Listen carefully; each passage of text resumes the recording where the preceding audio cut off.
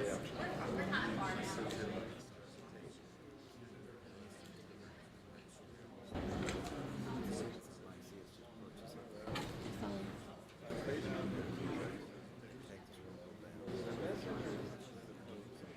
equipment and a couple of tennis courts.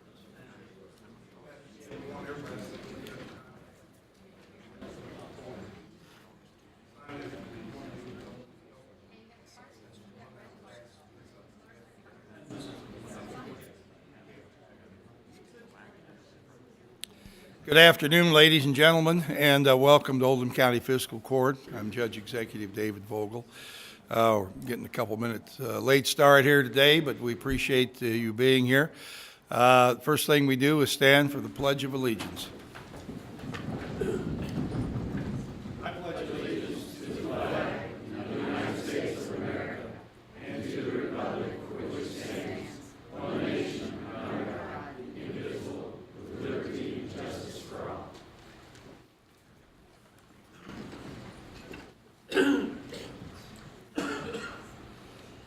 If you happen to bring a cell phone with you today, we'd like to ask you to turn it to off or vibrate. Madam Clerk, will you please call the roll? Magistrate Likens. Here. Magistrate Tice. Here. Magistrate Leslie. Here. Magistrate Greenwell. Here. Magistrate Hounds. Here. Magistrate Eldridge. Here. Magistrate Dye. Here. Magistrate Logston. Here. Judge Vogel. Here, having all members of the Fiscal Court present, this meeting is now in session. Is there a motion to accept the agenda? So moved. Second. Any discussion? Yes. Magistrate Leslie? I want to add a contract for fireworks for the 4th. All right, let's put that under committee recommendations. Fireworks. All right. I'd also like to add under personnel action, under animal control, let's add a discussion of item that's come from the Kentucky retirement system.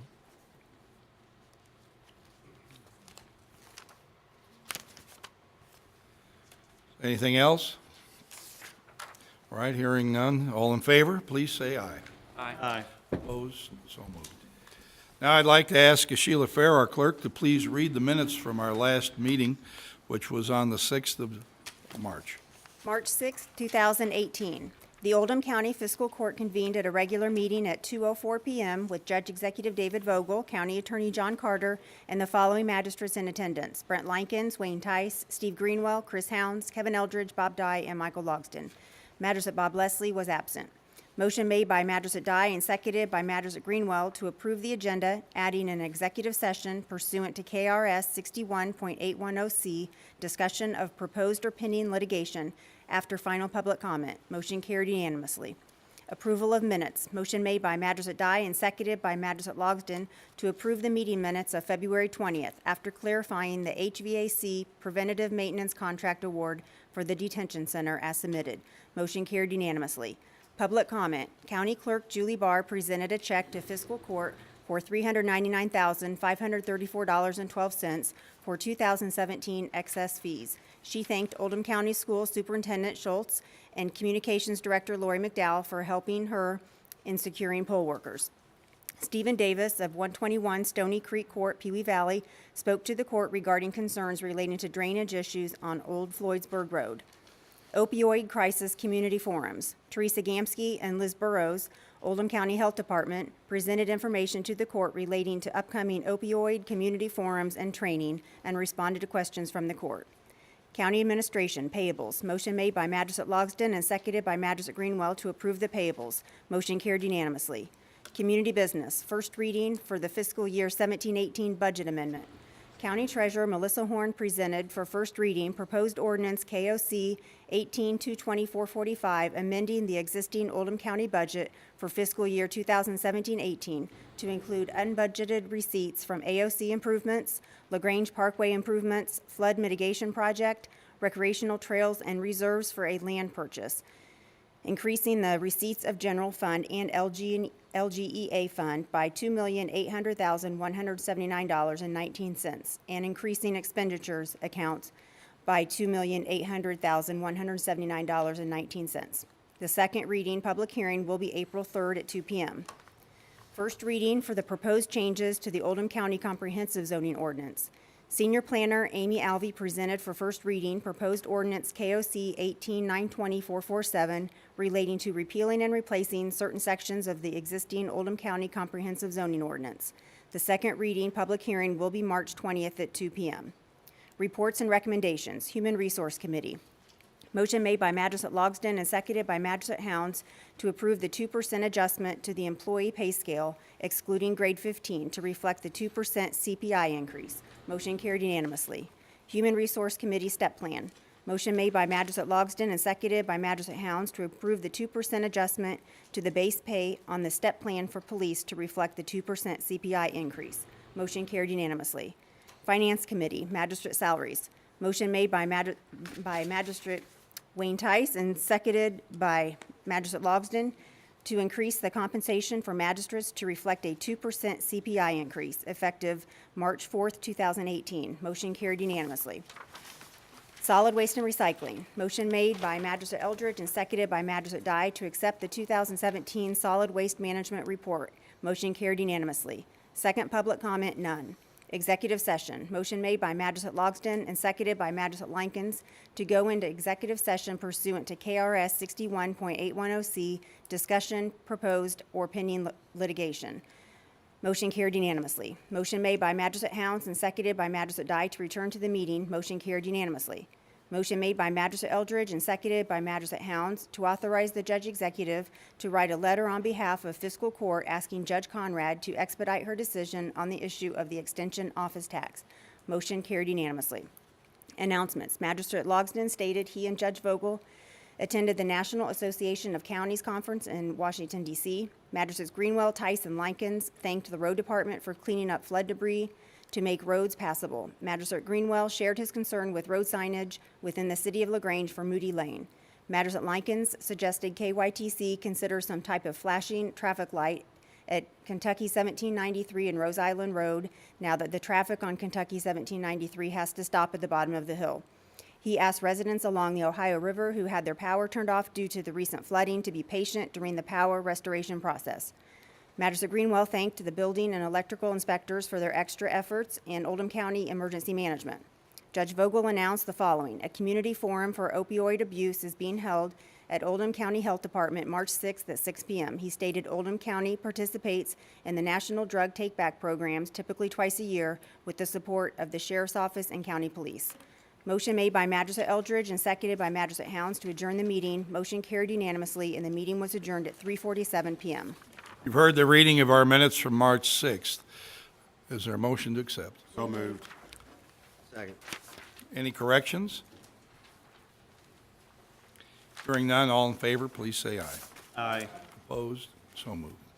Time now for public comment. That's the time during our meeting when we allow people from the community to present issues to the fiscal court. Sometimes, if there's anybody here who would like to address the fiscal court at this point, I'd ask you to come forward individually and please state your name and address. My name's Larry Kaiser, 3000 Maple Leaf Drive. I'm here today. I reached out to you guys via email and telephone on February 26th about legalizing or sending a resolution to Frankfurt in support of medical cannabis. I encourage you guys to take that on the floor today and put it up for a vote. The session in Frankfurt ends in the first part of April, so time is of the essence. And I'd like to give my remaining couple minutes to Mr. Jaime Montalvo, who can speak more about the bill for those who may have missed the town hall. Thank you.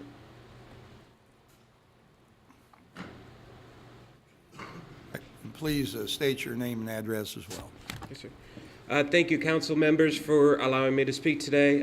My name is Jaime Montalvo. I'm a resident of Jefferson County and was invited here by a few constituents in your district. I helped draft House Bill 166, and I am a multiple sclerosis patient that's been lobbying for the passing of a medical cannabis bill in Frankfurt for the last 6 years. We have here a one-pager about, we have a one, should I name it? Go ahead. Okay. We have a one-pager here of our 85-page bill. which has been, it basically, how do you focus? Okay, I'm sorry. So this one pager breaks down the 85-page bill to the most important parts. Basically, the state would have a department which would regulate everything under the Public Protection Cabinet. That department would first focus in on public safety. They would have to administrate the regulations. They would have to approve or deny patients or licenses. This is a local opt-in program. Just because Frankfurt passes House Bill 166, it does not legalize medical cannabis in your area here in Oldham County. If passed, House Bill 166 would allow the localities to vote on bringing the licenses here to your area. With the opting in, that would bring in a revenue sharing program which would allow Oldham County to hire new drug recognition experts or new enforcement officers. So that's more jobs for our local police. That revenue sharing program would also create 3% revenue for new grants to look into people driving under the influence of marijuana. We want to keep our streets safe for citizens driving. So patients, again, this wouldn't be legalizing for everyone. This would be for qualifying conditions and people who have a qualifying condition practitioner. That practitioner has to take a course that's approved through the state, so it's a continuing medical education course. And they have to be approved through the Department of Medical Cannabis. They have to then abide, if they do get approved, they have to abide by the rules and regulations. Those rules and regulations are such as no public smoking, no public consumption. Driving under the influence would be still illegal. So again, to curb that, we hire new drug recognition experts. There's no advertising of any sort. We don't want billboards, radio, TV advertising, so we can keep it away from our children. It's not commercializing it. There is a Casper-like program that keeps up with patients who consume it and have access to it. Law enforcement would have a 24/7 access to this program to see who is approved and who is not. There is a card for any patient that is approved. It has a number. Law enforcement can look up that number at any point in time to see if somebody is a legal patient. There is product inventory control with these businesses that are approved through the state, so we don't have diversion into the black market. We, again, want to keep our public safe, but also giving safe access to patients who really need it, patients who are really sick, such as multiple sclerosis or cancer or post-traumatic stress with veterans. Any product that's being sold at these facilities needs to be quality control tested. We want the products to be sold in a child-proof container that it's opaque so our children do not see it. Any product that's being oral or for oral consumption has to be no more than 10 milligrams. It has to be stamped with the state-approved seal so that everyone knows that that product has cannabis in it. Again, we want to keep it away from our children. That's about it on that one pager there. I do have, some of the members were present in the Justice and Public Safety meeting prior to. We shared this one sheet here, which is a one-pager about the health benefits of cannabis. Again, I'm a multiple sclerosis patient. I found it to be effective in the treatment of my condition. They studied the 24,000 studies done on cannabis, narrowed it down to 10,000. From those 10,000, they made 100 conclusions. 3 of them solid with no refuting evidence. It was helpful for chronic pain, it was helpful for nausea and vomiting, and it was helpful for muscle spasms attributed to multiple sclerosis like I have. This is one last thing that I'm going to share with you. It's kind of hard to see that one there. Scoot it over here. There we go. Okay, so this is a study that was done on states with medical cannabis, and they found a reduction in opioid prescribing patterns for physicians. There was actually a reduction of 11% of prescriptions given by physicians to patients in those states from 96 to 2013. That's 11%, which means 1,800 prescribing units per physician per year. That could potentially save, say, 25% of the patients who are dying every year of opioids, because that was another study that was done and published in the Journal of American Medical Association. 24.8% reduction in overdoses in states with medical cannabis access. So I've got plenty of information. We don't have enough time. I'd love to answer or entertain any questions if you guys did have some. And I would love to request that you would pass a resolution in support of medical cannabis. It doesn't necessarily have to be for House Bill 166, but just for patients having safe access to cannabis without fear of prosecution, incarceration, and arrest. That's what we're requesting. All right, does anyone have any questions they would like to ask here regarding this? Thank you, members. Hang on, Mr. Eldridge? Thank you. I've been to 2 recent forums on this subject, and I'll have to say that you've been more informative here in 4 minutes than what I've heard in hours at the other 2 forums. Thank you. One of the questions that has continually come up and that I've gotten emails on is, for example, Mr. Greenwell, who drives a bus, I have employees that are DOT licensed. Anytime you have an accident, you immediately go and have a urine test. Right. When you have that urine test, they say, okay, 0.08 is drunk, you've had too much alcohol. If you have 0.01, that means that you may have had a beer last night, but it doesn't affect you today. It's the understanding that I'm hearing from people, and also that I heard when I went to the Oldham County Forum, that they really don't have a way to test for that right now under marijuana. Is that correct? There's not a specific test that will check to see how far you are under the influence of marijuana. But what we do here in Kentucky today to test for cannabis or marijuana in your system is they do a field sobriety test. So if you were driving on our streets here today and you were swerving, law enforcement would stop you. They'd do a breath analyzer test. You'd show up negative for alcohol. Then they'd do a field sobriety test. So they'd make you walk on a straight line, lift your leg up, put your hand to your finger to your nose. And from those tests, they see if you are under the influence. And if you fail, you're under the influence of something. They don't know exactly what it is, but you're under the influence. And what we're doing in our legislation is we're increasing the funding so we have more experts on the road that know how to do those tests. That wasn't really my question, and I didn't make it clear enough, so let me do that.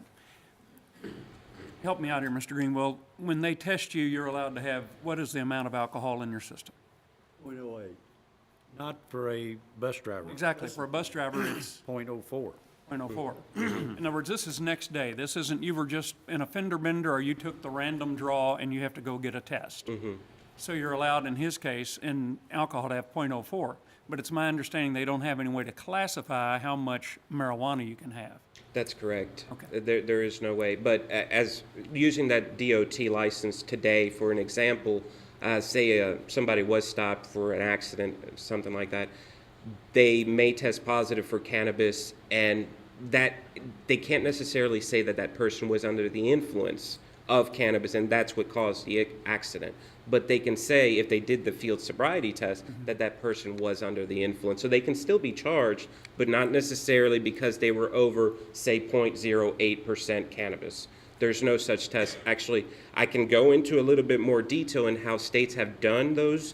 For instance, in Colorado and Montana, they had a 0.05% level for cannabis, and they found actually that driving under the influence charges went up, but people were not impaired. And the law wasn't allowing them to catch people who were actually driving impaired, who were novice people sliding under that 0.5% level. So there's the research. What we did do in our legislation, though, to help curb that, is we took 3% of the revenue from the licenses and the taxing, and we made it into a grant program so that researchers can then start studying how best to test for somebody driving under the influence. So maybe we could create a breath analyzer or an iris test that would check for driving under the influence of marijuana. Thank you. Mr. Carter? Yeah, I have a question. Yes, sir. We already have medical marijuana in Kentucky. What is that? It can be prescribed as synthetic marijuana. It can be prescribed by pills. The Cabinet for Health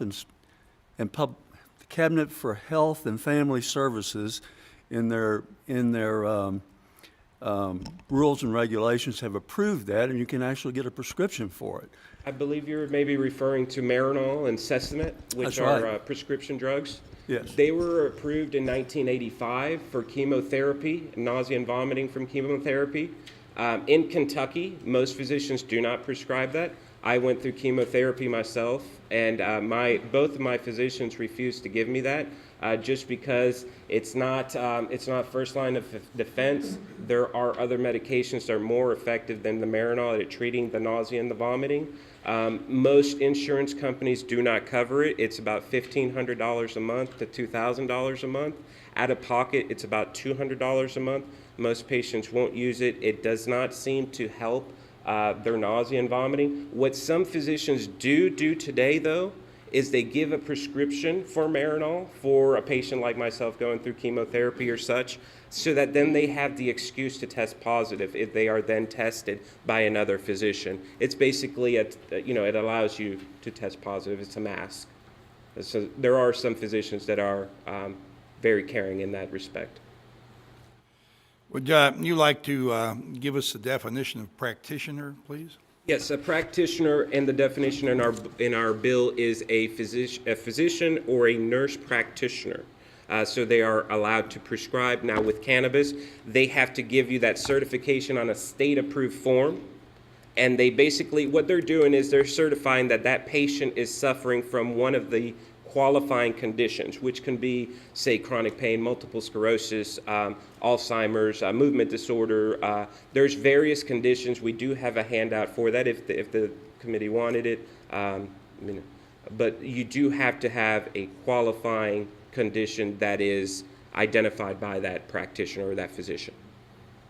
All right. And as I understand it, the physician issues a qualifying letter or certification to the patient, not a prescription as such. Right. On a state-approved form, that certification has to be written. That certification then is taken by that patient to the State Department that regulates everything. That State Department then has the power to approve or deny that patient. You can get denied for, say, a violent felony offense, you have a violent criminal history, you lied on your documents, your physician isn't really your physician. There's various reasons why you could be denied, but the state has ultimate control of who gets approved and who does not. This bill calls for dispensaries. Yes, sir. Most of us use the term pharmacy or drugstore, but they're not synonymous with dispensary. Is that correct? Correct.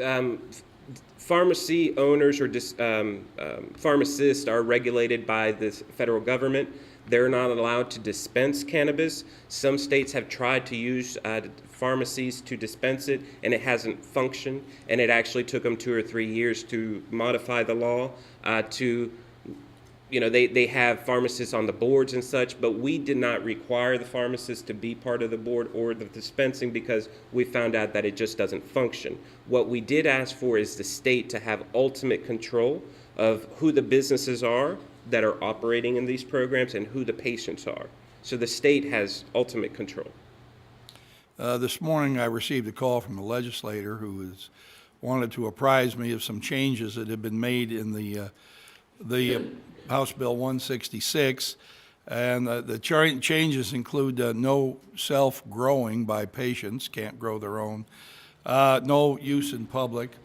The bill that now, where it didn't before, permits collaboration between federal, state, and local authorities in regard to enforcement. A certain portion of the tax revenue would be directed toward the pension plan, and the number of qualifying conditions had been reduced significantly, I was told. And if it were passed by the legislature, the bill would require each county to grant permission for use within the county. Okay, would that be use as a grower, use as a patient, use as a dispensary, use as a producer? There are several different steps in the chain of how some form, and I understand you might address the number of ways in which the cannabis plant is dispensed, but if you get permission in a county, is it for everything, nothing, 1 step, 2 steps, what? That's a very good question. The option to opt in is for the commercial businesses. So basically the cultivator, the producer, the processor, the safety facility, the businesses that are going to be growing it, processing it, making it into a product, and actually selling it to that qualifying patient. That is what is opt-in. The law itself, if, say, for instance, House Bill 166, if it was passed today, it would allow that qualifying patient to possess it and to consume it. But it doesn't automatically legalize the sale in your locality. That is what you are voting on later, once, if and when the bill gets passed. Right. Does anyone have a question they'd like to ask in addition to this? Okay, thank you. Thank you, members. Anybody else like to address the fiscal court?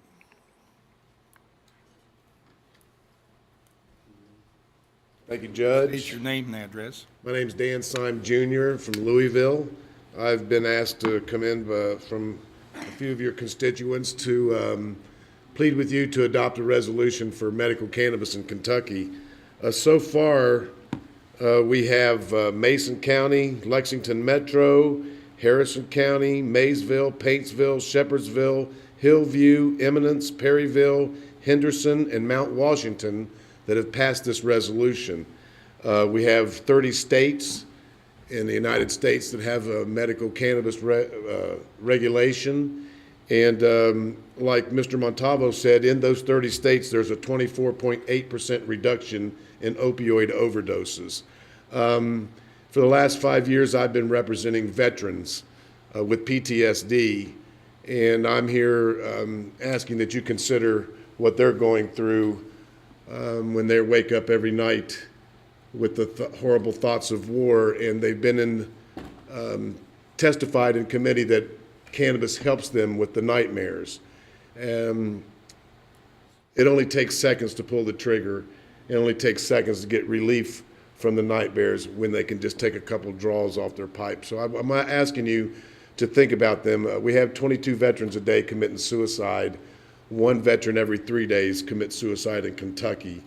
And up until that point, the torment that they go through is unbearable. And they're saying that cannabis helps them.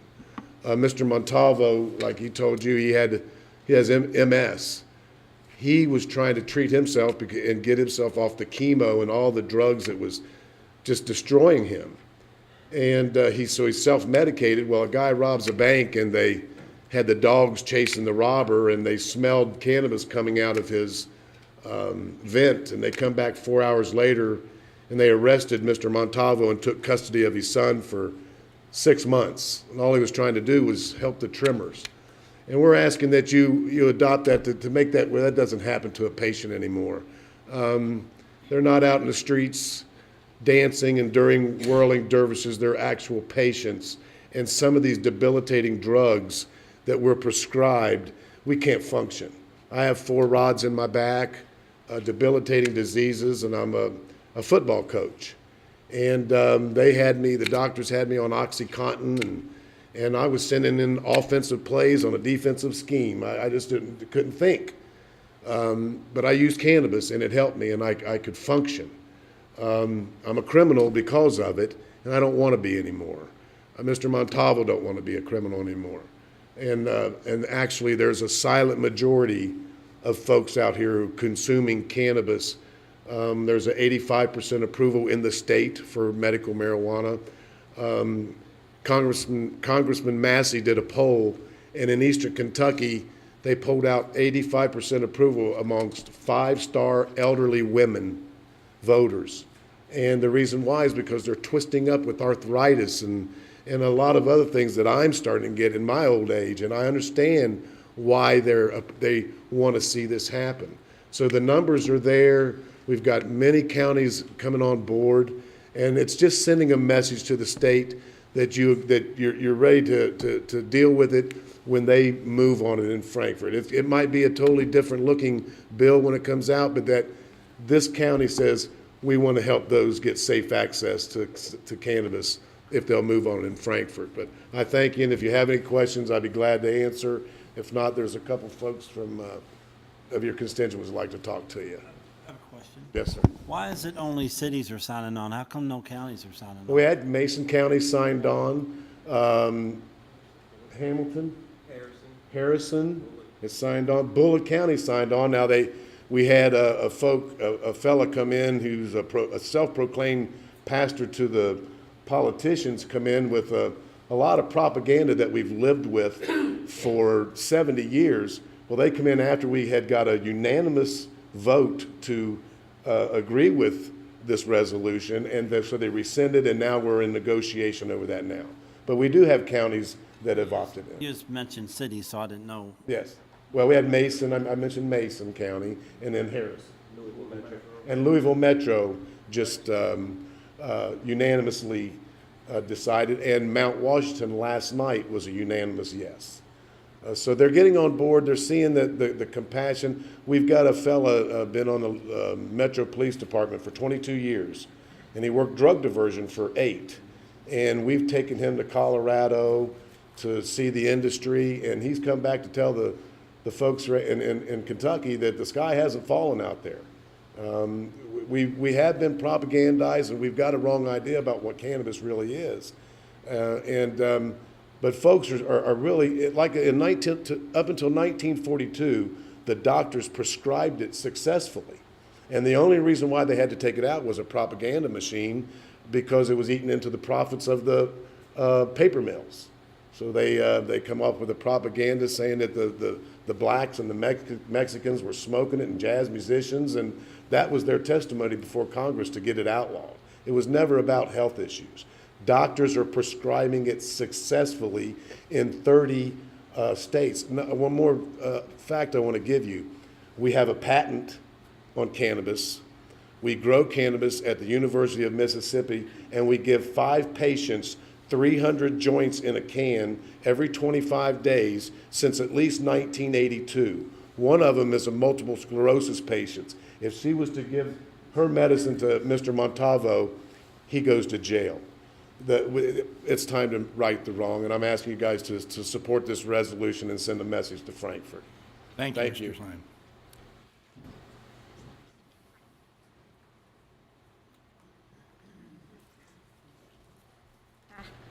State your name and address. Kim Nethery, full address 7402 Cardinal Road in Crestwood. Thank you for allowing me to share my reasons in asking to initiate and support this resolution for cannabis legalization. As the widow of an 82nd Airborne Army vet, I know firsthand the struggles that some of our men continue to battle long after their service is over.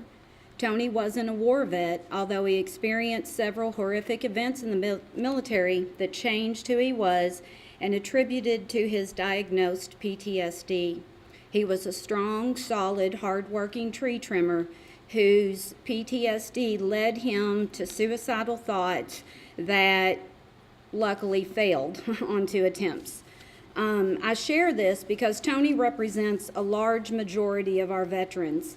I didn't mention his service-related injury that left him in rehab for over a year. This injury also initiated a pain management program that eventually spiraled into an opiate addiction. Cannabis was the one drug that didn't disorientate him or affect his performance in any way. It allowed him to experience relief from the mental effects of the PTSD and the physical damage that 64th jump left him with. Our men are strong and deal with life the best way they know how. Continuing to keep cannabis illegal only exasperates the problem. I'm also here as a mom and to share how it's helped my son. He's almost 21 and he's had successful results with cannabis as a treatment for anxiety and depression. He is my real-world example that cannabis is not a gateway drug. I'm going to take the blame for not equipping him on how to handle the bullying that he experienced in our Oldham County school system, because with hindsight being 20/20, I should have known more and done more. But that's over, and here I am. David began self-treating in the 6th grade with I don't know what all. He's told me of his attempts at drinking things away or taking pills to escape, and he spoke of cannabis that calmed him down without making him feel sick. I did what a good mom is supposed to do. We went through the 7 counties and began counseling. We played the mix and match game with medicines that helped this or didn't help that. If it was helping his thoughts, it made him throw up. If it was calming his stomach, it made his mind race with suicidal thoughts. A circle that forced my son to ignore me and seek his own help from his peers. I petitioned the committee to acknowledge that cannabis isn't something our children can't and don't access. In the end, I stopped being the mom that worried about society's viewpoint and listened to my son who knew what worked for him. Communication is the key to keeping our kids from becoming addicted to anything. The last person I'm here on behalf of is myself. I'm an adult who has never been arrested. I'm an adult who's never been in an accident that was my fault. I've never been fired from a job. I've always received exemplary reviews from my employers. All of my children are working and active members of society.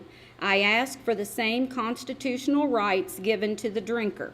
I've been a cannabis consumer for 40 of my 52 years. I did start young, and it was too young. Again, children can get and do what they want to do. Over my 40 years, I've quit and started back based on where I was in life. I like to come home and relax like many other Americans. The difference is that the calming agent I choose is considered illegal.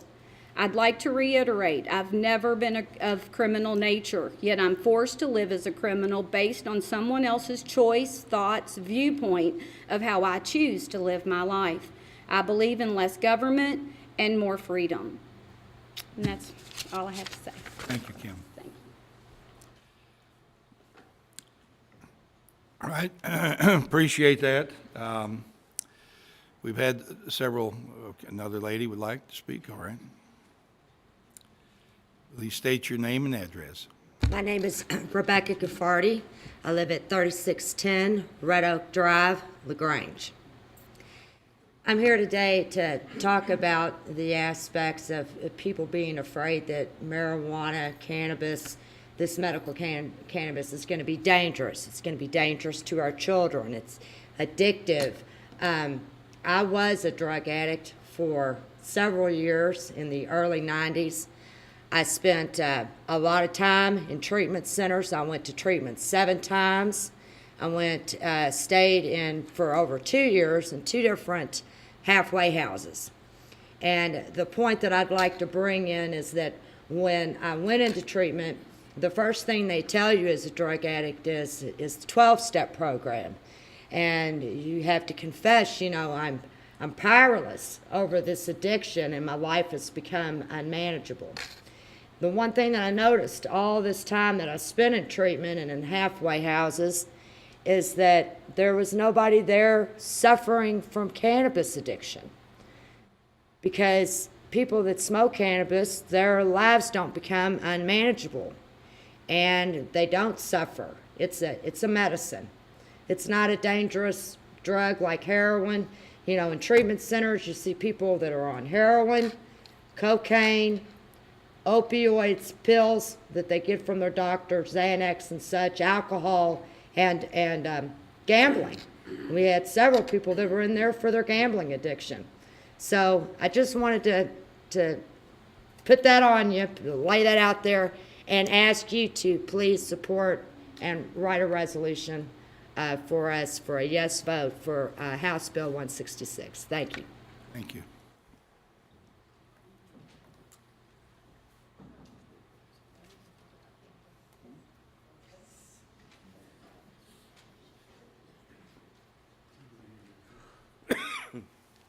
Hi, my name is Liz Burrows. I live at 2005 Crooked Creek Court in Crestwood.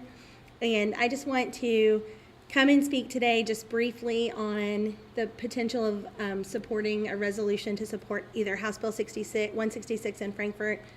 When we look at legalization of marijuana, either recreationally or medically, we really have to look at it less emotionally and more based on the science, the data, and the risks that it poses to public health, both now and in the future.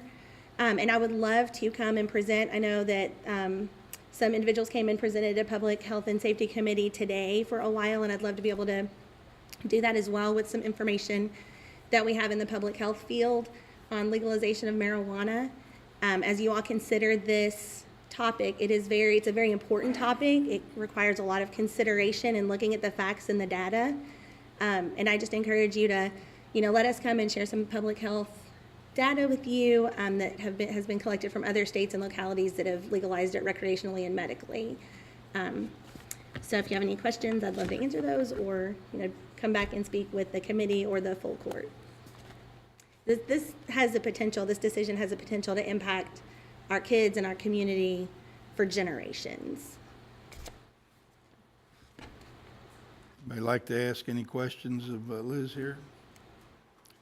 Assume now, we've got two different topics here. One is medical marijuana, the other is recreational. I think the people here today have spoke about their desire to have medical marijuana legalized. Does the health department have a position on that? They do not currently have a position. They are working towards considering the information. The American Medical Association does not support legalization of medical marijuana. There are many physicians groups that do not support the legalization of medical marijuana because there's no protocol. Physicians can't say you need 5 milligrams per body weight of cannabis or THC because there's no protocol. There haven't been studies done to know the efficacy, the safety, and the effects. So there are many physician groups that don't support it medically. The American Academy of Pediatrics, the American Medical Association, but the local public health department has not yet stated a position. Thank you.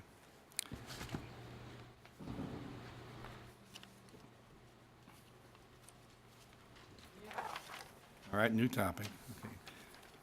Okay. Most people here know me. I am the PVA for Oldham County. My name is Barbara Winters. I have my staff here with me today, my entire staff, because we would like to take this opportunity to thank Judge Vogel, the Building Committee, Fiscal Court, Rodney Gabbert, and the maintenance staff for the wonderfully remodeled PVA office that you now have. Over the past 3 months, we have received new windows. Our hardwood floors have been refinished, new carpet, plaster repair, and new paint. And with these new improvements, we've been able to open up 3 new offices upstairs. And with having those offices upstairs, we can now, the county can come in and use the back part of the office. And we looked at it today. You have 7 new offices, 2 new bathrooms, 1 storage room, and 1 break room that is now available for the county to use. We would like to thank everyone who paid attention to detail in this remodeling. It wasn't always easy, especially dealing with the historic district on the windows, but our windows are beautiful. They met the guidelines. We love them. I would also like to thank everyone involved, especially Rodney, because he really paid attention to the character and the integrity of the building. It would have been easy to knock the drywall down and put up the plaster down and put up drywall, but he actually had the plaster repaired, everything painted. It looks absolutely wonderful. And it's going to be an office that Oldham County is going to have for many years to come that is in great condition and that they can use. I want to thank, again, Fiscal Court. I know that we probably weren't on the top of the list, but it was something that was really needed. It's going to improve our traffic flow. It's going to improve, the public coming in. They're not seeing a building where the wallpaper's falling off the walls. They're seeing something that is very nice, clean, streamlined. And I want to invite all of the magistrates and the public to come and view anytime. We'll be there this afternoon till 4. If you can't make it, if you're still in the meetings, come anytime and see it. You're really going to be impressed with the job that your maintenance department did, because we would come up with, how do we fix this? And they would be gone a couple hours and they would come back with a solution that cost pennies. The budget I heard was around $50,000 for the remodel. We are in the 30s, so we did not even come close to using the budget, which I'm very, very proud of, that we were able to save that money. And I do believe it's because of your building committee and your maintenance department really stepping up and getting all of the information and getting bids. And my staff is extremely happy with their new offices. All right, thank you, Barbara. Thank you. Appreciate it. I will thank Magistrate Likens and the Building Committee and Rodney Gabbert, our Maintenance Director, for the effort they made putting it together. Those of us who are here every day know that we're short of space, and we appreciate finding a way to open up some office space, and it'll help our county attorney and others have space in this building, so Now I appreciate need it. to take my staff back and reopen. Right, it's unlikely we're going to be there at 4 o'clock today, okay. but we Any will day. come on another day. Thank All right, thank you. All right, please state your name and address. I'm Bob Jones. I live at 3215 Highway 1694 in the Brownsboro area. And my son and I run a business called the Journalist Group at 7204 Highway 329, which is right in the area where I want to talk about today, which is the exit 14, I-71, 329 area. Amy, I've got a handout that I want to give you all.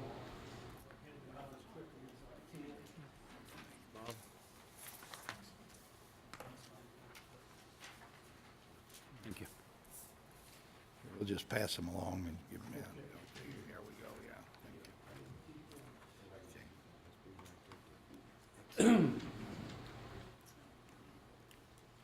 Well, maybe-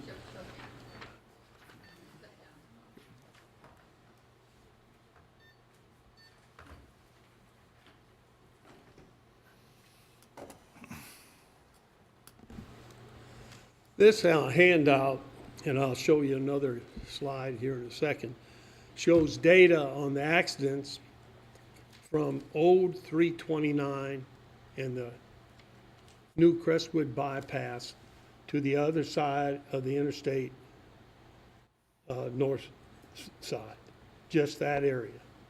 And then you'll notice the data is from 2012 to 2015.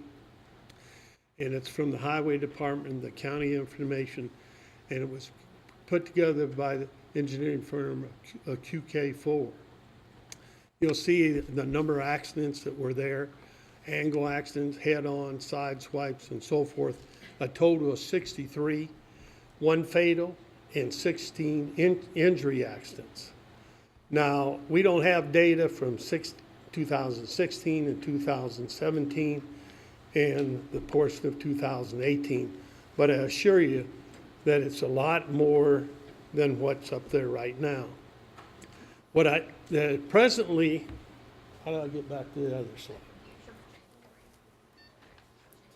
Okay.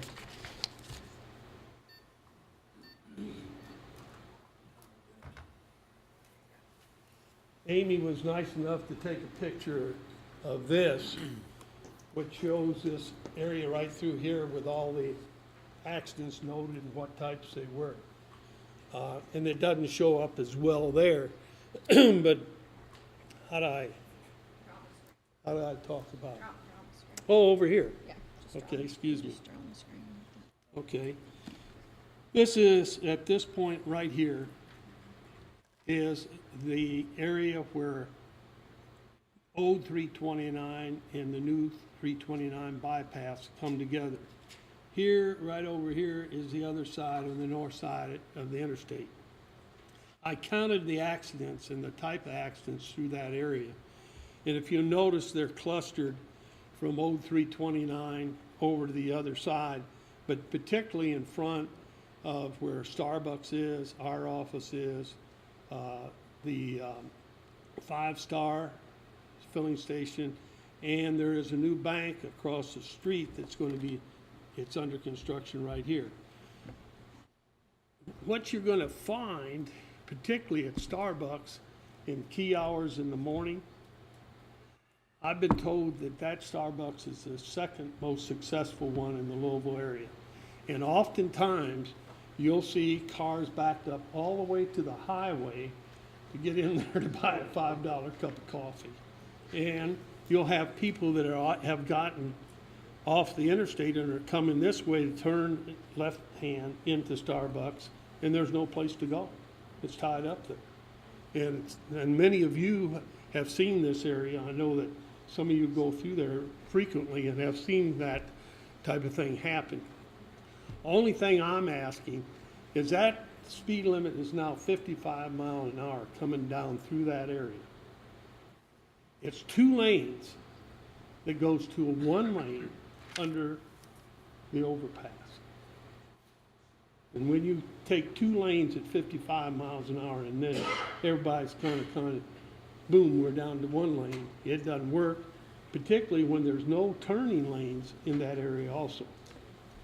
Now, I know the state and your local officials and your state officials are looking at putting turning lanes, improving all that area. But everyone here knows it's not going to happen tomorrow. And it's probably not going to happen for at least 2 to 5 or 6 years.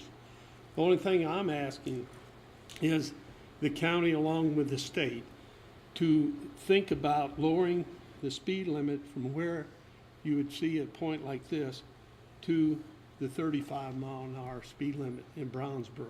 Make it 35. I mean, you know, you don't have, you know, up here at LaGrange, is it 55 and 53 coming through that area? It's not.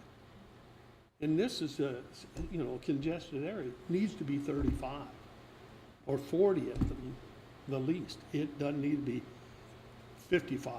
When I'm coming through Crestwood down to my office, and I'm going to turn left into my office, I turn my directional signal on way up here because somebody's going to be whistling down there right up my tailpipe when I'm trying to turn in there, and I've got to sit there a minute because there's traffic coming the other way.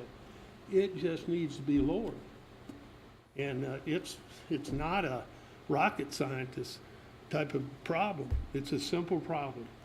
Lower it to 35, 40 down through that area. It's too fast. That's, Okay. thank you. All right, thank you. We will bring that to the attention of the state officials and see if we can do anything about that. Thank you, Bob. Is there anybody else who would like to address the fiscal court at this time, an open comment?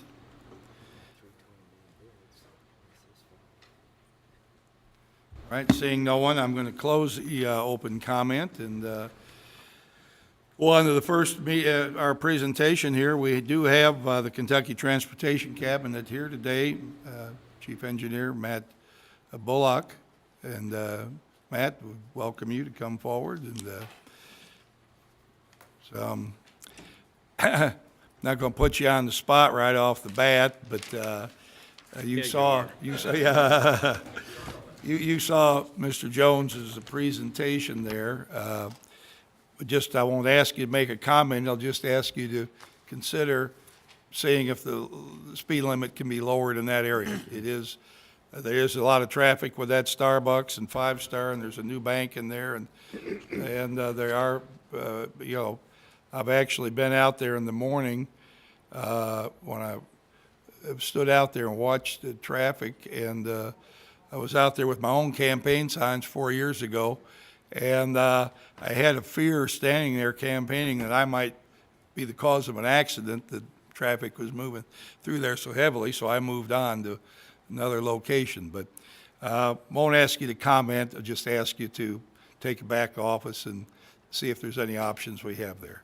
So we welcome you today. We always look forward to KYTC coming out, and I know you brought some of your staff with you today here, and we always say that we appreciate the good cooperation we get from KYTC, and it's certainly, I'm not fibbing or putting you on.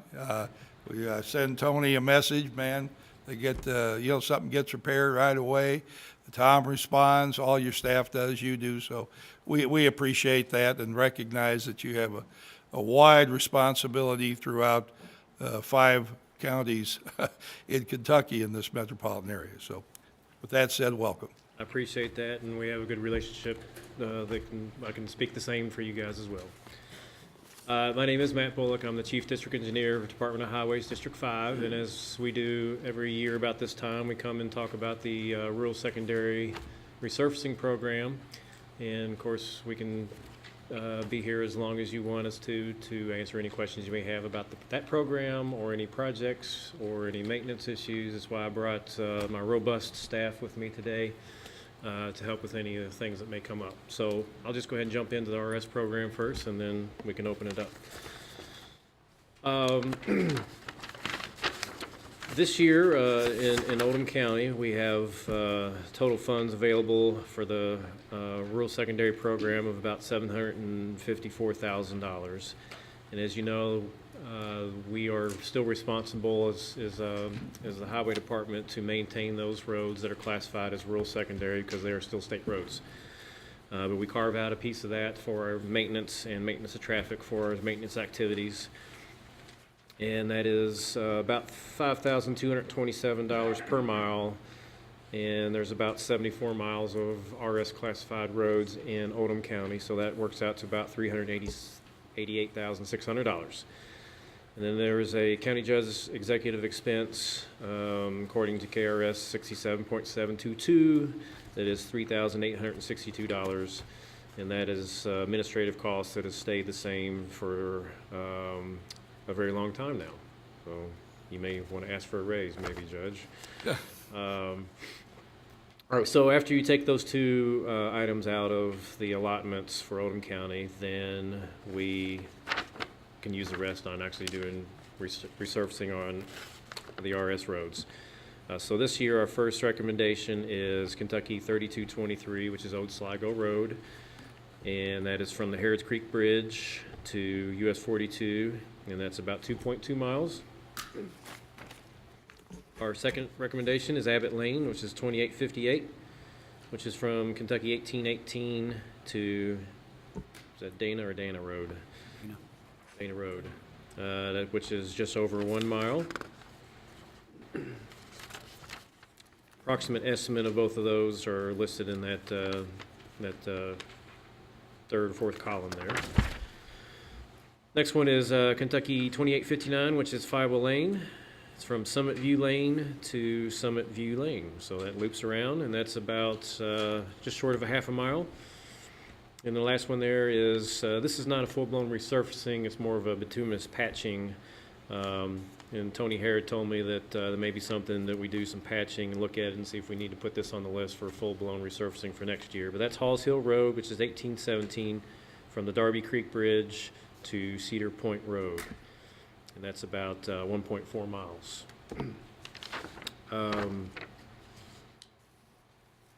There is a map on the next page there, just shows those locations.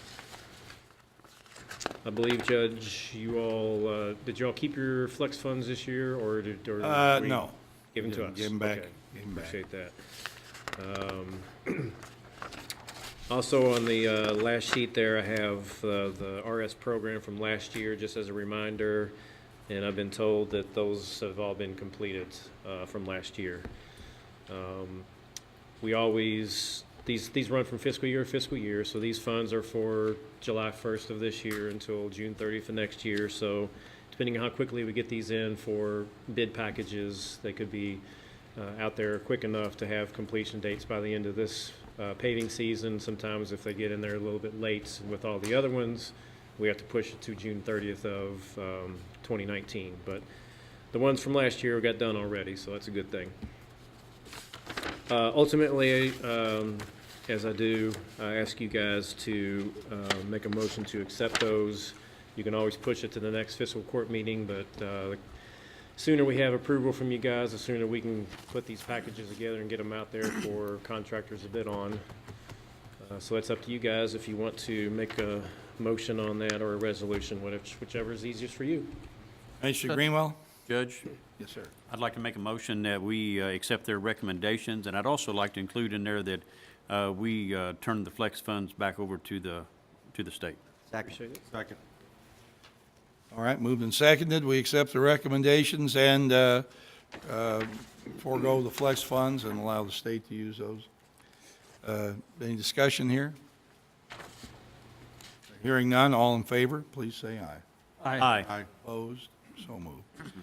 All right. Does anyone have any questions they'd like to ask Matt, Magistrate Logston? Matt, thank you for coming today, and thank you for all the work you do. But can I ask you a question? You and I have talked about the speed limits going down 329 before. What's the process you have to do to get that project completed. All right, are you ready for this? I'm ready. All right. Because we've already talked about it. I could go on a speaking tour on setting speed limits, because it's not easy, it's complex, it's difficult for people to understand sometimes, especially when there's a lot of emotion in the request. Speed limits in the state of Kentucky are statutorily either 35 or 55 miles an hour. What that means is every road, state road, it's got to be one of those. And if it's not one of those, it's got to be done by a speed study and set by that method. And I'll get into that method in a second. So how does it go? How do you get a 55 versus a 35? 35 is based on kind of either a residential or commercial. It's based on the number of access points you have, some other factors, basically. So you can set, without doing a speed study, a section of road at 35. If it's not 35, then it goes to 55. So then we do a study for anything that doesn't make sense for either one of those. So if you ever see 45s, a speed study was done to set that limit. 40s or anything outside of those two statutory limits. So the speed study is what the complex thing is. If you remember from, I don't know, maybe high school math, we use the 85th percentile of a collection of data points. And the 85th percentile is what is the national standard for the safe operating speed of a roadway. So let me back up a little bit. The data points that we collect are literally, we go out there in a section of roadway and we shoot radar. We have radar guns, just like a police would use. We collect at least 50 data points. 50 data points meaning 50 cars have gone by that section of road. And we put it in this chart. This spreadsheet spits out the 85th percentile of those speed limits. And that's, we look and see what that shows for two ways, both directions. A lot of times they're pretty close, of course. We look at that number and see if it's appropriate for what it is with the posting of the road. If it's way off, then we'll look at changing it. So basically, it's what people are doing is how we set that speed limit, not just, this looks like a 35 road. So when you have these sections of road, what affects the way people drive? Well, the first thing that comes to my mind is enforcement. If there's a police officer that sits out there on a regular basis, I'm going to go the speed limit. So if the police officer is not out there on a regular basis, then there's other factors. Of course, there's congestion of the roadway. How many cars are out there? How fast can you go because of other cars? How many entrances are there? Are people pulling in and out a lot in this area? The feel of the road, the geometry. If there's a sharp curve in this road, I can't go 55 miles an hour. How many lanes do you have? It's the feel of the road, the geometry, what the driver's expectations are. So that is what they're going to drive unless there's enforcement out there. So when we go out there, we do a speed study. We make sure that it's not during a peak hour time, so not, say 7 to 8 or 8 to 9 in the morning, and not 5 to 6 at night, because in some places, particularly in the Louisville area, you're going to have gridlock. Can't do a speed study with gridlock. So we go non-peak time. We stay away from intersections typically because of the same issues. You got turning traffic, stopping traffic. So you got to pick these kind of middle points of the road in a non-peak time, and we shoot the radar. So as you can see right there, particularly on the bypass, coming down the hill, we're going to get radar shots that are in the 55, 65, probably mile an hour range. You take the 85th percentile of that, you're going to get down in the 50 to 55 range. We have done one in the past few years, and the 85th percentile was 57 miles an hour. So that's not the only tool we use in our toolbox, but is the biggest tool we use in our toolbox. The speed study 85th percentile, we'll look at crash data, of course. Again, the number of entrances, history there, geometry, other factors, pedestrians. I don't think there's a pedestrian issue in that area, but that's the best I can do in about 3 minutes, tell you how to reset speeds. Does anybody have any questions about that? Well, I'll take the devil's advocate point of view here. Just say that the area in question, when you're heading into an area where the speed limit's already 55 miles an hour, you know, why you wouldn't really expect people to be doing some other number. I mean, if they were coming into that area and were expected to do 35 there, they'd be slowing down. So the 85th percentile would probably be more like 40 or some lower number. But they've been given the issue there is that people coming from both directions have been given permission to go a faster speed. And since that area is built up with that Starbucks there, we have a new bank going in there, 5 Stars doing a lot of business. We also have 329, that old 329 coming in there. We do have the curve you mentioned. You can't see around that, rock wall that's on the southeast side of the new bank. All those factors there, and everybody's in a hurry. This would be one area where the gridlock, you won't get gridlock there, but everybody going through there is on their way to get on the interstate or going home or something. They're all flying. And I think, honestly, one of the best points that, I feel it could go slower there and be safer. Bob said we wouldn't go 55 and down at the McDonald's intersection in LaGrange. It'd just be out of the question to be flying through there that fast. But we have the same type of business atmosphere building up there. And so I understand that there's a parameter there, but I think if we were coming into the area slower to begin with, we wouldn't, we're kind of reinforcing our fact when everybody's told they can go 55, and then we find out they are. So You could always argue that point for any road, really. I mean, you could argue that on the interstates, we're giving them license to go 70 to 80 because we've moved it from, 55, I guess, when I was growing up, to 65 and now to 70. But the interstate's not the good example because you couldn't just slap a 35 on the interstate and expect people to drive 35. So that's why all these factors come into play of what is the safe operating speed of the roadway, and that's what we look at. And, we look at other mitigating circumstances as well, but the posting that goes when a road is, say, for example, a brand new road is opened up, that posting is based off the design speed, and the design speed is what you can safely do in geometry, the super elevation, the banking of the road, and everything else. You set those based on your design parameters. Right. So. Well, those parameters were set before this retail traffic arrived there, probably. But well, and Crestwood is nothing different than a lot of the bypasses that have been built in the state of Kentucky. Is they're built usually on the front end with the mind of getting through traffic out of the heart of where you are, and that's 329. We don't want all the traffic that's on 329B going on 329, obviously for a lot of reasons. But then as that attractive area opens up and more traffic uses it, then we want to develop it, and we want to put things in there. We put schools, businesses, Starbucks, and so forth, and then you create more places for conflict points and higher speeds. So we have Shelbyville bypass. It's the same thing. Danville bypass is a prime example of a buildup, of course. But as those new things come online, just inherently is going to, like I said, more people pulling out of places, stopping, slow down to stop and turn in, and so forth, inherently lowers the operating speeds.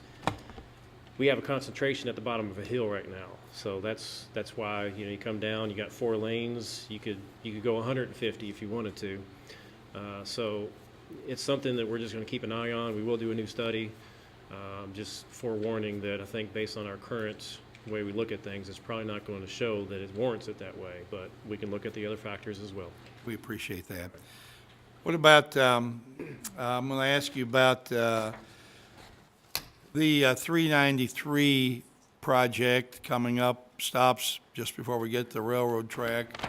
I realize that project doesn't have the money to continue right now, but because of the SHIFT program, which we're beneficiaries of the SHIFT program, so I think we could be if everything works out for us. So far, so good. Is there any light on the horizon for restarting 393?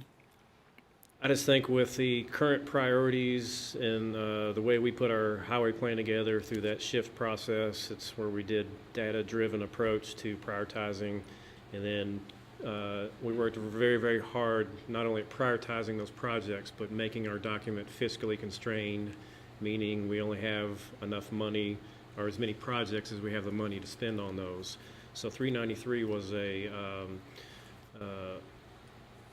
a product of getting pushed out from the, I think it's actually outside of the 6 years, isn't it, Tom? It's all the way out, yeah. So it's in the back of in the recommended plan, which is for demonstration purposes of these projects are still needed, but we don't have the funding. So we've asked the legislature, of course, to try to, House Bill 609, for example, was a way to generate some more funds to fund some of those projects in the appendix. But with some of the added projects, as the House has done, it makes it even more difficult to do that. And like you said, the House has added some things into Oldham County. One of them is 329 interchange at 71, which was not in our plan. So we just don't have enough funds to do everything that we feel like is a needed project. And so 393 was one of those, and maybe the only thing in Oldham County that I'm aware of that happened to. But we're supporters. We don't like to do half projects. Of course, as you know, way back in many years, we did 393 south of the interstates, and that was still all one project all the way up to, where it ties in. Country Club. Yes. About, I know there's a lot of projects, a lot of numbers around this 5-county area. The widening of Highway 42, do you have any information on that, anything new? We've been working on that for years and can't quite. Talking about there near the county line? Yes. Yes. That has been a project we've been working on for a very long time. I know Brent's probably very frustrated with us. How many fingers you holding up there, Brent? The good news today is that we have been asked by our administration to, the only thing that was really the slow up currently is we can't get our utility companies out there to do all the relocations that we've asked them to do. Meaning we have the funds, we have construction funds. There's not a funding issue on this project. We can't get the LG&Es, the AT&Ts, and so forth to do that one project because they got 5 or 6 other projects in the hopper. But we've asked, our administration has asked us to facilitate some meetings with the utility companies to reprioritize that project to basically the second priority in our district. First priority, I'm sorry, third. Can we 4? Can we go to 4? Yeah, it keeps going down. No. The interchange in Bullitt County on I-65, the new one, that's pretty much the top of our list. That's the governor's priority. We have to be at the ready with our utility companies and move utilities for that. And there's another road in Jefferson County. I won't name the names, but anyway, we're working with the utility companies. They're going to try to bring in more resources to get that project done utility-wise. Like I said, construction funds are ready, waiting for us. It's the utilities. So we've got that moved up the priority list. So I'm not going to give you a date of anything today, but just go home today knowing that it's reprioritized. And our governor has asked us to do that. So. Okay. 1793, you put a stop sign there at the bottom of the hill. A number of people think that when icy weather comes up, it's going to be the scene of rear-end accidents and danger. You want to address that? We were asked to look at from various sources, and I'm not saying who it is because I don't know actually, but our traffic section was asked to look at it. And when we do 4-way stop intersections, the cross streets have to have a pretty equal distribution, meaning you can't just have like a major road and then 10 cars on the side street that want to come out and then put up stop signs. You have to have an equal distribution across both sides, and we did, except for, of course, Rose Island towards the back. You don't have an equal distribution there, but Rose Island and 1793, both sides have a pretty equal distribution. So it meets the warrants for putting a 4-way stop there. There's not any sight distance issues as you go up the hill on 1793. which was first brought to our attention. You have probably a quarter mile or more. Icy conditions, yeah, you're gonna have people that might slide through there. That happens if somebody was coming down there and they wanted to turn left on Rose Island or turn right on Rose Island. But I just think it's going to be a safer situation when you have an all stop there. I mean, what can go wrong in an all stop? Everybody's got to stop, right? You don't have to worry about signalization. You don't have to worry about malfunctioning or maintaining it.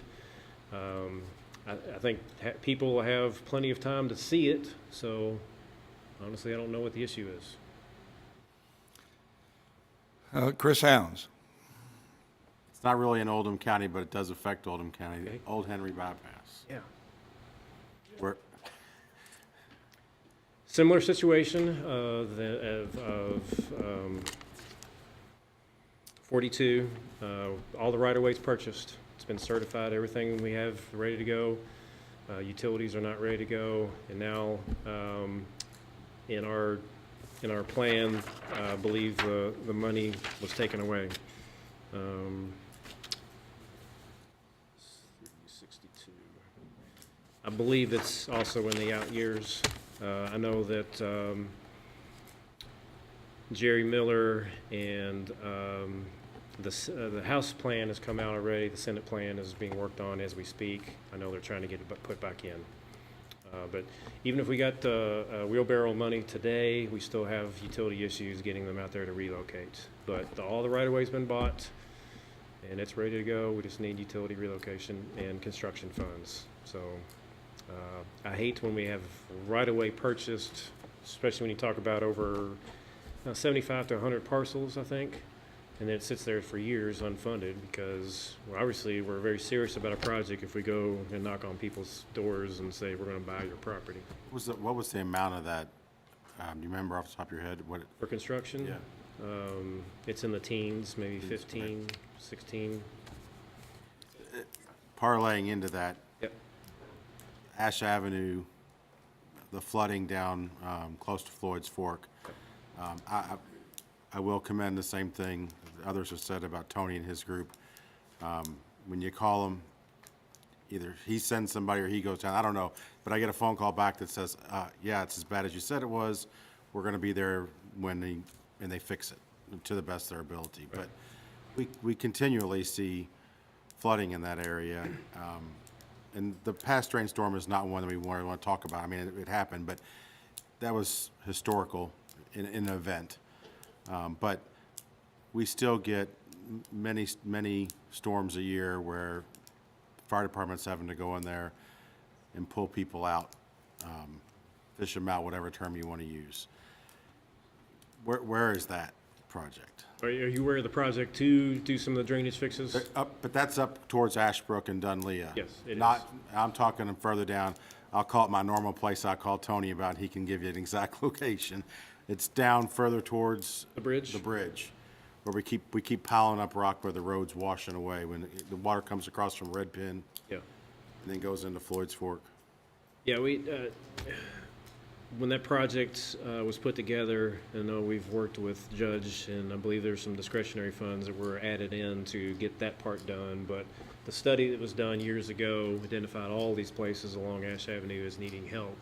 And I think with the help of Judge, we prioritize that northern piece there. That's also a maintenance issue, I guess, and you don't have as many residents down there, right? Yeah.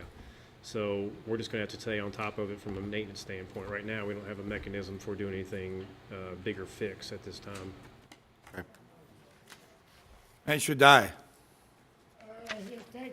Thanks for coming today. We already talked about a couple of things, but widening of 71 from the freeway to exit 14. Yes. Still in design. I don't have a timetable on the next steps on that. I do know that we've had it funded in the previous road plan, and it still is funded in the new version of the plan, and in the House plan as well. Pretty sure we still have, but I know that one's moving forward. Let's see here. The construction of that may actually be in the out years, not in the biennium, but we won't be ready for construction funds in the next 2 years anyway. We still have to finish design. There will still be some right-of-way acquisitions, some strip takings along the sides. Probably won't have much utilities to do, which is a good No. thing. But I think the construction's in the out years of the road plan, so it doesn't show up on my list here today, but we won't be ready in the 2 years for construction yet. When As do you you- know that the limits of that are from the Gene Snyder to Crestwood, the exit 14, does not address anything with the interchange itself, because you drop a lane, that the extra lane, you drop it going northbound, and then you gain it as you're going southbound. Right. There's another section from exit 14 to 393, I guess, that is funded in the next road plan, and that's when we would probably look to address the interchange itself, of course, and then we have a separate project for looking at widening of 329, as Mr. Jones talked about in the middle there. So there's a good chance it'll get done before the widening of 42 then? No, I wouldn't say that. All right, thank you, Matt. Okay, Magistrate Logston. Matt, I just talk about what Bob says. I wish you would look at maybe trying, I know that you have state guidelines and you can't lower speed limits unless it's justified according to your regulations. But, you know, it's a very dangerous place down there. I could have Chief Smith sit there and run radar, but what's he gonna do, run radar at 55 and say you're breaking the speed limit? You're not, even though you've got traffic flowing in and out of there. The only thing you could do is make it a speed trap where you go 1 mile over and start getting people's attention that way. I mean, I don't know how to solve that problem. It's a very dangerous intersection, but I understand that your hands are tied to what the regulations let you do, but I hope that you will go back and look at that project again. My only other thing is, I came down 2 weeks ago, we were talking about Railroad Avenue, and, you know, we didn't solve anything, we were talking about it. Your engineers, did you come up with anything else on your engineers I know we were talking about making 329, the old 329 where no trucks can go down through there, where they'll have to go up the bypass and turn on 22. Have y'all come up with any kind of solutions for anything yet? We don't have a magic bullet today, but there were a few things that I followed up on with my staff after that meeting. Tom Hall here, planning supervisors, talked with central office planning about some of the possible things to look at. There's the trucking network, Kentucky Trucking Association, and there's a few other associations. Notification to them, I think I mentioned at our meeting the other day that that's a really good communication tool about the dangers of having their trucks go up the road. We're also looking at, from an official order standpoint, what options we may have there. That one, our hands are tied a little bit because the official order has always been used for substandard roads, mainly substandard bridges for weights for trucks and substandard bridges. Whereas you can tell by official order, meaning it would be illegal technically for a truck to drive over that road. But again, that's always been for bridges. But we're looking at those avenues. Other than that, talking with staff about potential for a planning study that will look at traffic changes or impacts, I guess, if maybe 329 was made one way in that one direction, that would prevent that from happening. So we don't have the money to do that right now, so we still have to look into that. Well, I want to thank you for all y'all do for Oldham County, because without our state roads, we wouldn't get traffic flowing through Oldham County. So thank y'all for all you do for us in Oldham County. So this is not a beat-up session. We're just asking questions, so. Thank you. Matt, just a second. Jerry, how many trucks have we had stuck at the railroad crash? This year? Yes. Yeah. I mean, right, we get one every week, and I personally don't think anything's gonna stop until we get a bar hanging over there that's a visual sign that these people realize they can't get under. But I don't know why we, can't get that out there.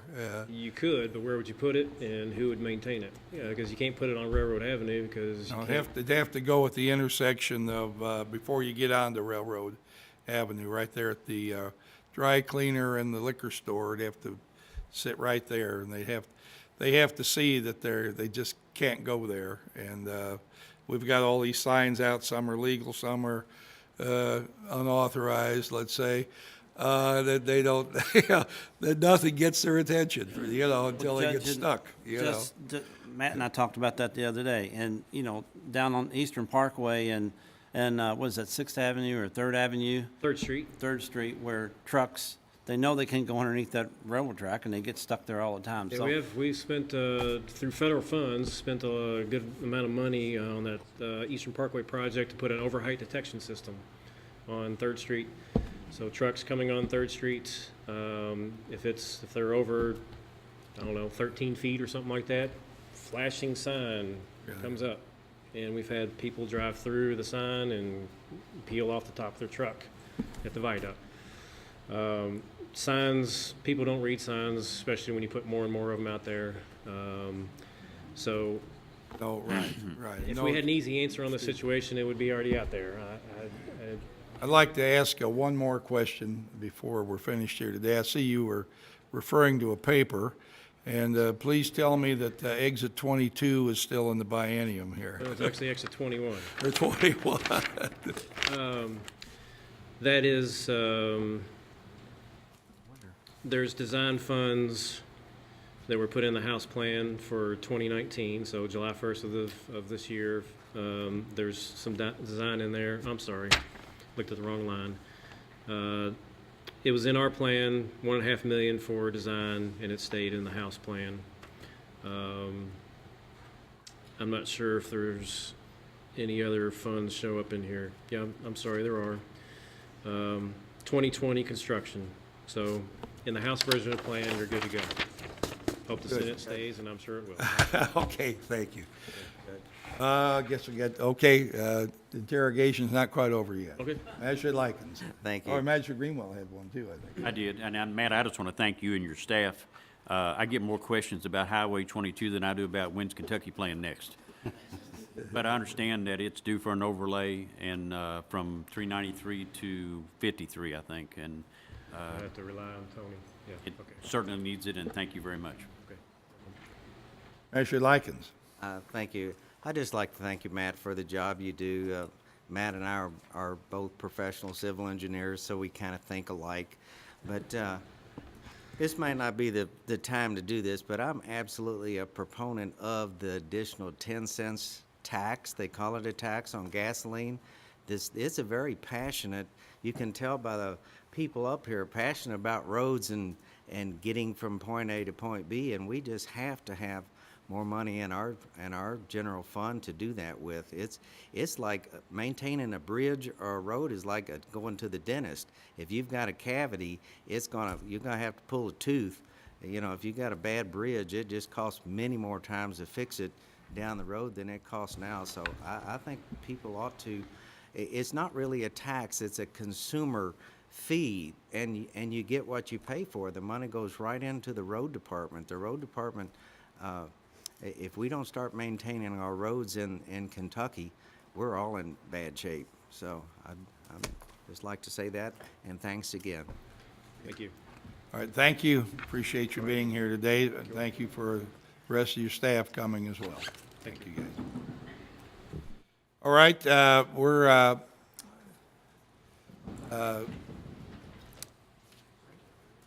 pardon? Yeah, we have some bid openings now to deal with roads, so we're going to take that. And then after the bid openings, I want to go back to the marijuana question.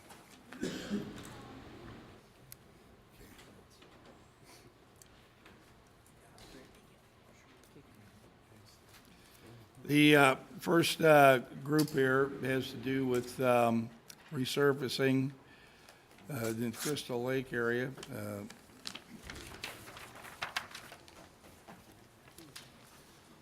Flynn Brothers, this is Flynn Brothers Contracting, $409,836.22.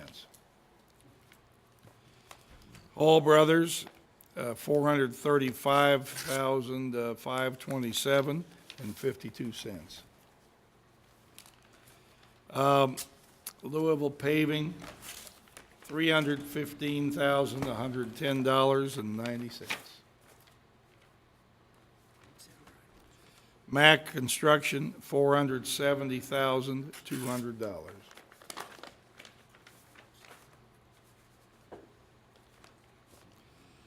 Riverside Paving, $664,259.06. Wingham Paving, $396,746.44. That's Group 1. Group 2 will involve the Walnut Road.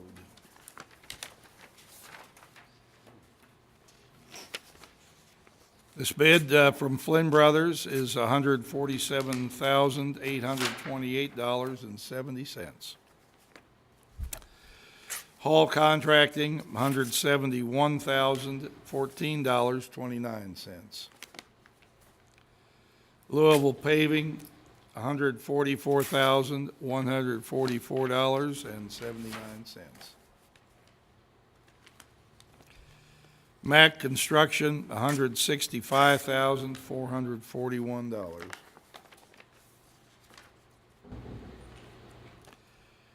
Riverside Paving, $173,521.19.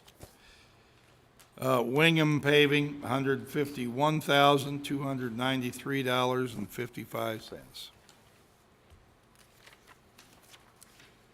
The third group is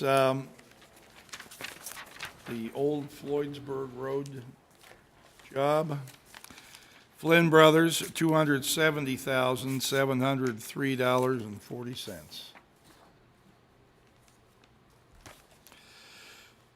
All Contracting, $322,734.99. Louisville Paving, $252,205.63. Mack Construction, $319,308.54. Riverside Paving, $374,738.74. Wingham Paving, $308,532.56.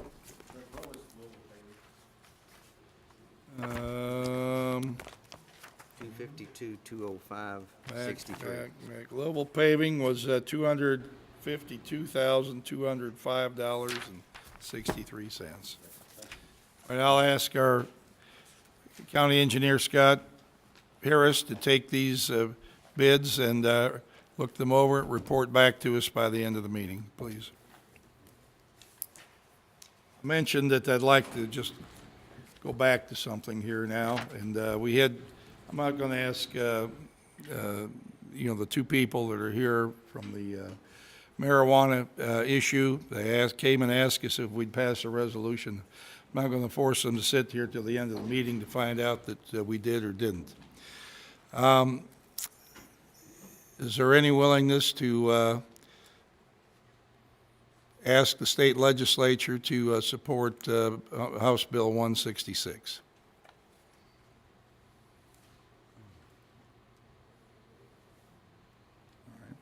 We haven't had this very long. Our custom here is not to take requests immediately and jump into them. I'll say this. Is there any objection here to me writing a letter to the appropriate committee saying that we have received this presentation and are concerned about the suffering, pain, and health impacts that are experienced by a number of people in the state that proponents of medical marijuana claim may alleviate that pain, and that we encourage the legislature to look into the issue further and come to an understanding that would be appropriate for Kentucky. So I'm not saying that we would support a resolution to that effect, but just that we acknowledge that there is an issue and we ask the legislature to investigate it. Is there any objection to me writing a letter of that nature? Mr. Likens. Yeah, I'd like to find out, and maybe someone can elaborate on this. I'm under the impression this may be against federal law, and this would be a state law, that we would still be violating federal law. You can answer, please.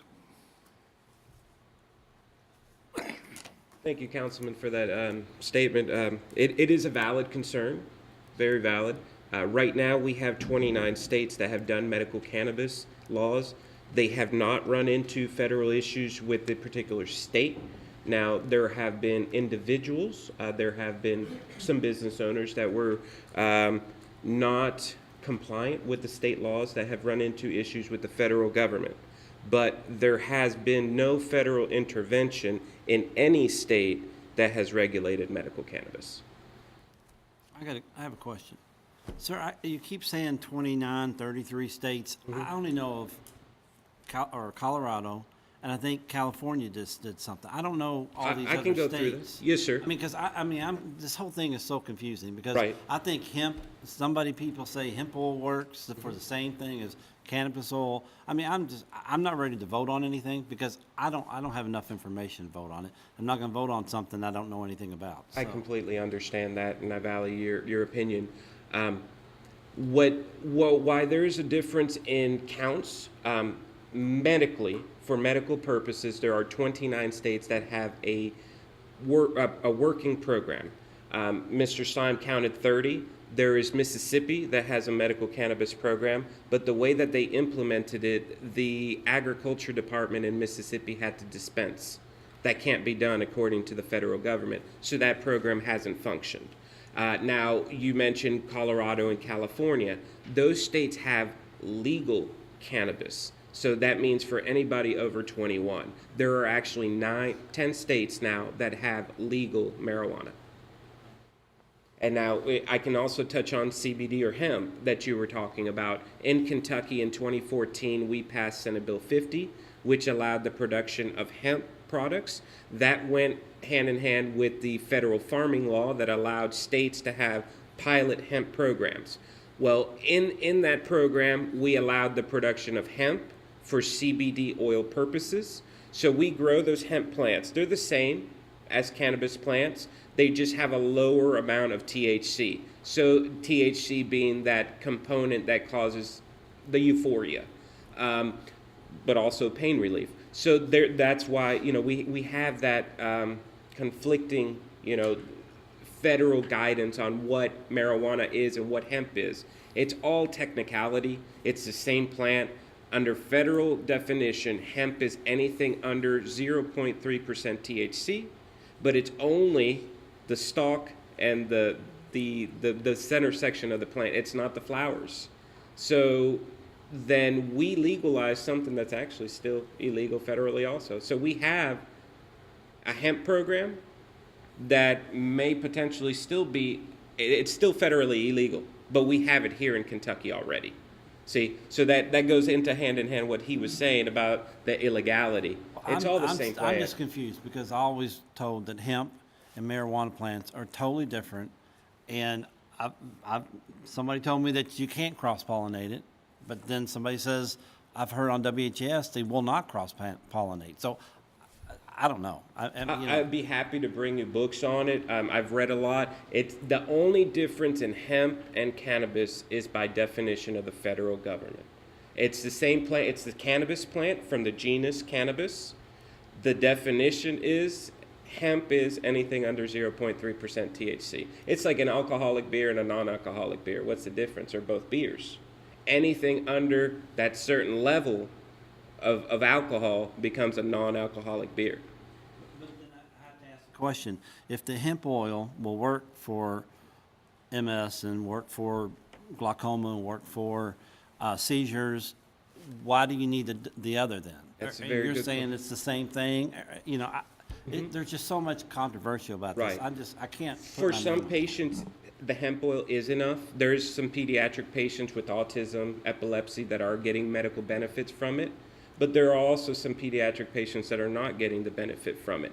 Now, one thing that's important to note with the hemp legality here in Kentucky, patients using these legal hemp products are testing positive for marijuana.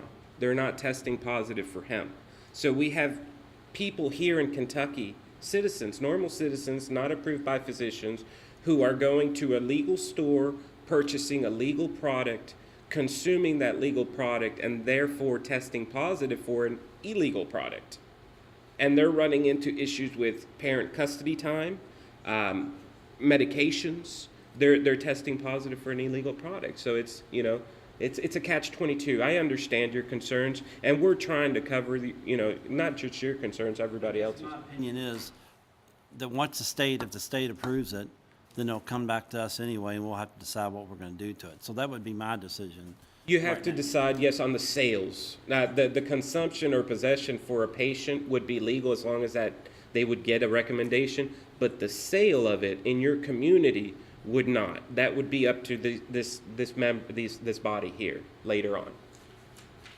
Judge, Magistrate Likens. before I would vote for or against this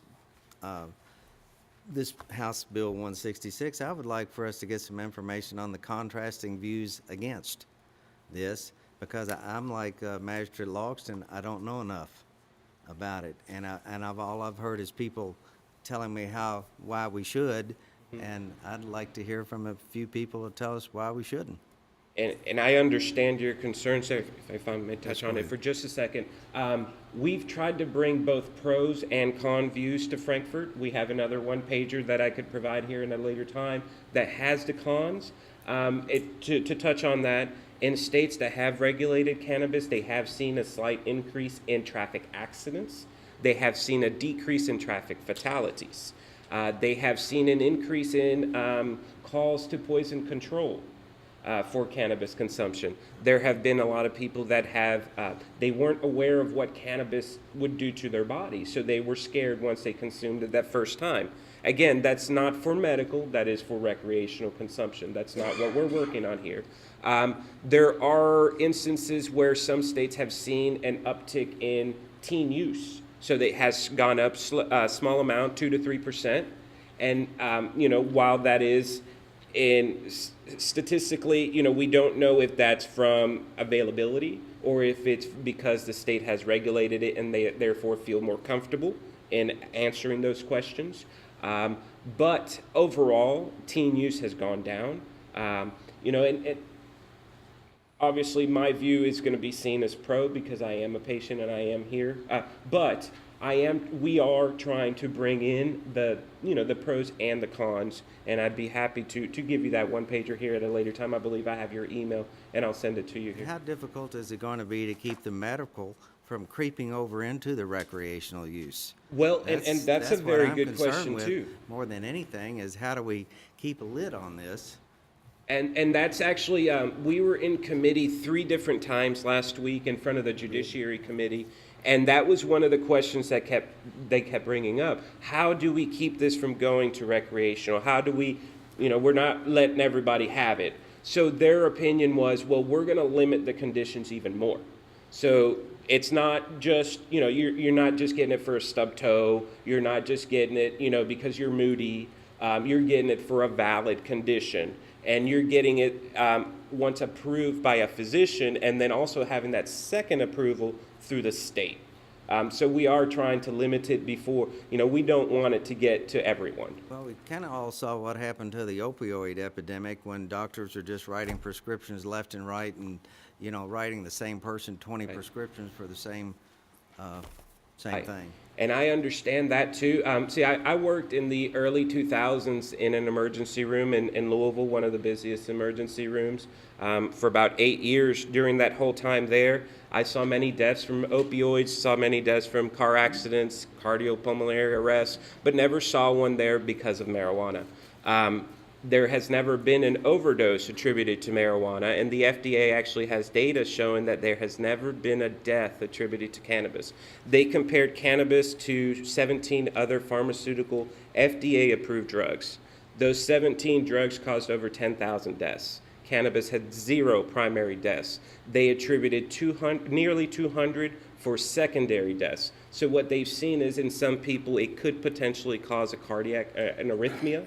And that may cause a heart attack or a stroke potentially later on down the road, but there is no physical it is not the cause of death in anyone, is what they've seen. Magistrate Dye.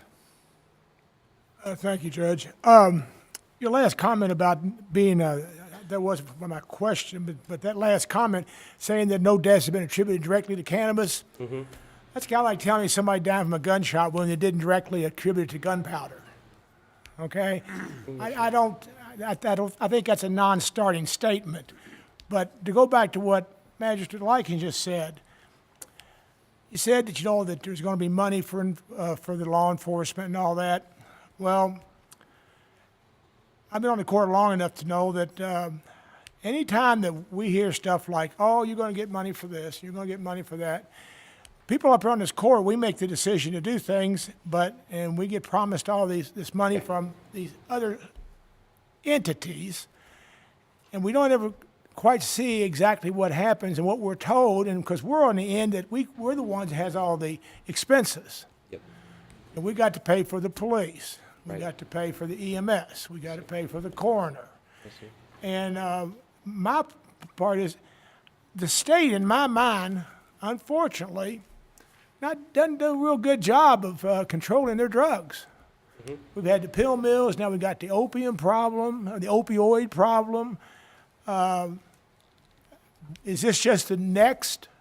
Within 2 or 3 years, if this, and I'm not saying not a good thing, okay? I'm not saying that at all. But in 2 or 3 years, are we going to be sitting at the same table saying, well, the opioids got fixed, now we got a medical marijuana problem? Right. Because they're scamming, they're gaming the system. Well, And it's not you or your people or your group that's controlling that. It's the people in Frankfurt saying, oh, yeah, we got this cabinet for safety and we're going to do all these things. Right now, they got 2 strikes against them. I understand your fears and concerns. I mean, we got the chief of police sitting back there, and he's been on the job a long time. They just, it's just sometimes things are a little too good to be true. Well, in the early 2000s, when I worked in the emergency room, there was no accountability for opioid prescribing patterns of physicians. And we have patients that would go to a dentist, they'd go to their primary care physician, they'd go to 2 different emergency rooms, and then they go to a pain management doctor and get a prescription for opioids at each one of those physicians, right? After that, I believe it was in 2013, they passed CASPR. And CASPR limited that because they had accountability. They kept up with physicians who were prescribing, patients who were prescribing, where they got those prescriptions. And we're asking for all of that tight oversight before we even have a program, so that we cut that out before we even start. There's accountability for which patients, which doctors, where they buy it, how much they buy, accountability of where it's being sold. And all of this comes out at the very end of each year in a report that's given to not just the legislative members, but also a 19-member oversight committee, which is made up of legislative members, members of city, doctors, patients. There's many different representatives in this board. And they keep up with, again, how many patients there are and how many physicians are prescribing, how many patients each one of those physicians have, just to make sure we don't have, the same issue that we had with the pill mills, in various counties where we had a trailer of patients lined up and just paying cash. Right. Well, I just came back from Magistrate's Training Conference. Some of us were there, and there was a gentleman there talking about opioid problem, and jump anybody that was there if I got these figures wrong. You were sitting right beside me, Chris, so you be my mind here. But I think it was West Virginia. They had prescribed 11 million doses. Was that right? Yeah, something like that. 11 million doses in this one county in West Virginia. You're right. Like 171 hits of opium for every person in the county every day. Right. And they went back and they said, well, all that information's on this master list kept by the DEA. And then they said, well, there was 2 reports filed that year for suspicious prescription. Since this opioid thing and the lawsuits are coming out of the wall now and everything, now in the last year they had 8,000 suspected bogus or suspected buys. Right. So I hear what you're saying, but are we going to have to go through that big learning curve? I mean, it seemed like to me the DEA should have got it after the pill mills. They should have figured out with Oxycontin and all that. They should have figured it out. You know, these guys are getting, all we did was just trade one drug for another. And these are all coming from doctors that are supposed to be, and I'm not knocking the doctors, but there's a group of them out there that are not playing square, and so we're going to be right back in the same boat again. And I want to see anybody that needs help get help. Don't get me wrong. But I think we got to control the controllers. I agree with you, and it's all about accountability and holding those responsible. It's not the pro and con of the product. I'm not going to doubt what you're telling us is true, because I have no reason to doubt you. But I do know from history what these watchers are not watching. Okay. Magistrate Thank you. Eldridge. Thank you, Judge. Again, I want to thank Mr. Montalvo for coming out today. I know you, Judge, as well as I, went to the forum in Jefferson County. We went to the forum in Oldham County, and in Mr. Montalvo's few moments here today, he's made more clear points than I heard at either of the other forums. Thank you. Really appreciate you coming, and I would love to see a situation where you and Ms. Burrows could get together and look at both sides of this argument and give us a good presentation. But I think any decision today is premature. I just don't think we have enough. I still have questions and would love to get your email to talk to you about, you know, when you're in an accident, not inebriated in any way. But when they test you, is your insurance company come back and say, hey, he had too much marijuana? Just, in other words, there's an exact formula for the alcohol where they'd say, you know, if you had an accident 9 o'clock the next morning, you had 0.01, well, you had a beer last night, that's okay. It couldn't have affected you.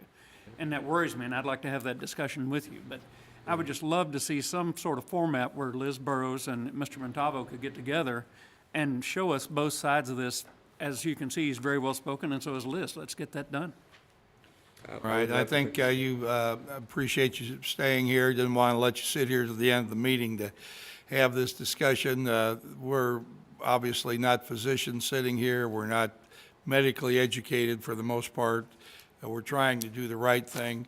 It is true that all of us will get up and walk off the stage or out of the room. Unlikely any of us are going to have a seizure here today, or none of us are autistic. One of us does have MS. I think we're all sympathetic to the pain that's out there and certainly don't want to deny appropriate treatment to people, but we don't want to jump into something wrong either. We don't. So I appreciate the support you've gotten from other communities. Work with the legislature. We're happy to have another presentation here to learn more, but at this time, we're not sure of our footing, sure enough of our footing to step forward. But that being said, I have a sister-in-law that's in a wheelchair, full of pain. I know people who are hurting, and I want to help them if I can, but don't want to trigger another problem either. I understand that. Thank you, council members, for your time, your attention, and your comments. They've been very productive. And I look forward to, you know, continuing this discussion at a later time. I'd be happy to answer any questions. Okay. Thank you very sir. much. All right. Thank you. Been asked to ask for a 5-minute break. Court amenable to that? All right. Stake 5, please. Yes.